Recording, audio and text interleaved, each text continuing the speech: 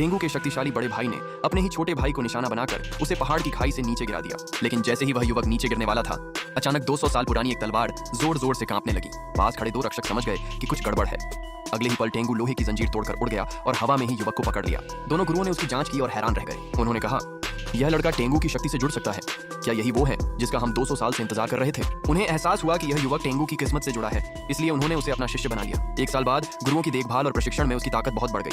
उसकी तलवारबाजी तो और भी शानदार हो गई। गुरु ने उसकी प्रतिभा देखकर उसे एक दिव्य धनुष दिया, लेकिन बोले, ये सिर्फ साधारण लोहे का धनुष है। अब से इसे हमेशा अपने साथ रखना, खाते सोते हर समय और इसी से अभ्यास करना। युवक ने धनुष उठाने की कोशिश की, लेकिन वह उसे ठीक से पकड़ भी नहीं पा रहा था।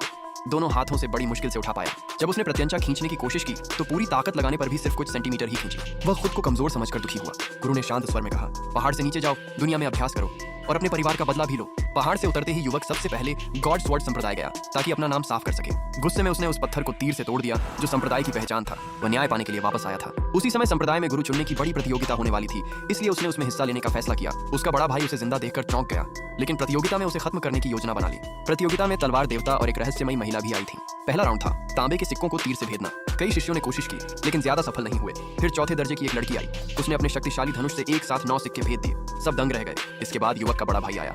उसने स्वर्गीय धनुष का इस्तेमाल कर 12 सिक्के भेद दिए। उसकी जीत लगभग तय लग रही थी। अंत में युवक की बारी आई। उसने अपने गुरु का दिया हुआ धनुष निकाला, लेकिन उसे उठाने में ही बहुत ताकत लग रही थी। जब उसने प्रत्यंचा खींची तो सांस रुकने लगी। धनुष भारी होने के कारण निशाना चूक गया। तीर सीधे लक्ष्य से आगे निकल गया और पास ही गिर पड़ा। लोग उसका मजाक उड़ाने लगे, ये तो बेकार है, निशाना भी नहीं लगा सकता। 2 मार्शल आर्ट्स के उस्ताद दूर से देख रहे थे। तियानशान टोंगलाओ गुस्से में आ गया। युवक खुद भी उदास था। उसे समझ नहीं आ रहा था कि गलती कहाँ है। लेकिन तलवार देवता और रहस्यमयी महिला ने कुछ अजीब महसूस किया। जब उस महिला ने धनुष उठाया तो वह तुरंत चौंक गई और बोली, ये कैसे संभव है?